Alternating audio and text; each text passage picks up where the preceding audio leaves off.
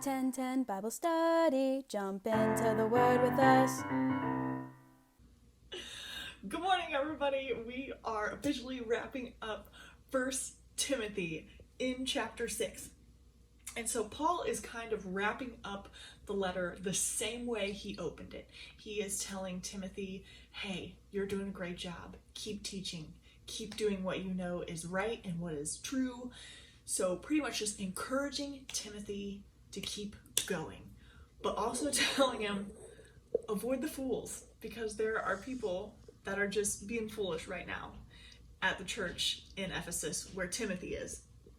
And so what's really important is how Timothy is acting and the fact that he is guarding the good work that God has given him. So he is, that's really important for Paul to drill into Timothy's head. And so we're going to look at one specific thing. It's actually a couple that Paul says to Timothy, and we're starting in verse 6. It says, "Yet true godliness with contentment is itself great wealth. After all, we brought nothing with us when we came into this world, and we can't take anything with us when we leave it." And then I also want to skip down to verses 17 and 18. He says, "Teach those who are rich in this world not to be proud and not to trust in their money, which is so unreliable. Their trust should be in God, who richly gives us all that we need for our enjoyment. Tell them to use their money to do good. They should be rich in good works and generous to those in need, always being ready to share with others."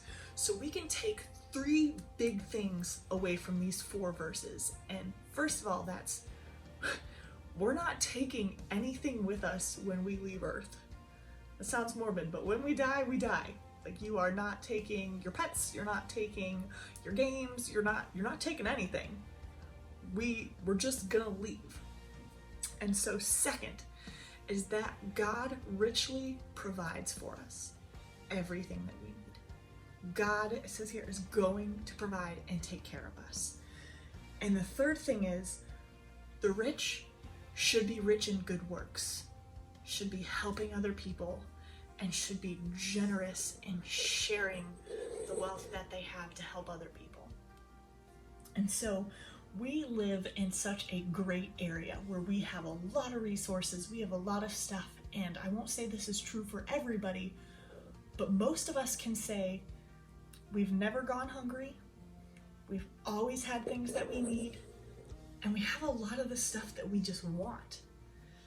So we're all doing fairly well, but that's not true for most of the world.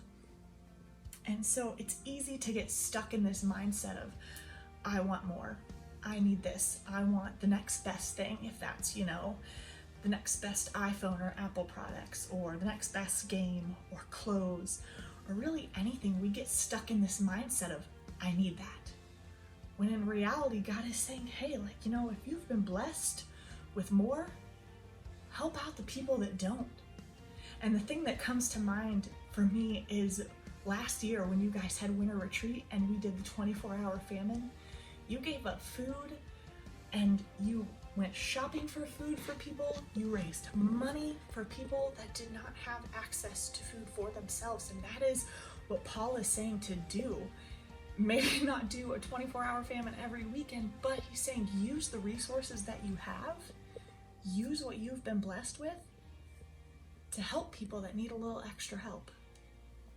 And so I highly encourage reading the rest of this chapter because it is a great chapter and there's a lot of great things that we just did not have time to get to today. But I am so excited that we are back in services this week, Tuesday and Wednesday, and we cannot wait to see you guys at church. Have a great day. We love you super much. That's it. We love you lots. That's all. 10:10 Bible study. Jump into the Word with us.